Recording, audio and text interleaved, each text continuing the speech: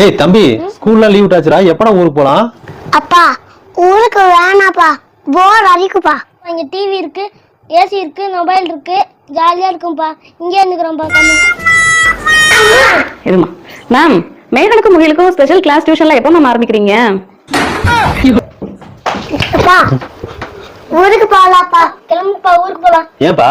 அம்மா டியூஷனுக்கு அனுப்புறாங்க, டீச்சர் கிட்ட பேசிட்டு இருக்காங்க, வாப்பா போலாம். அப்படியா? எனக்கு ஓடிடலாம்.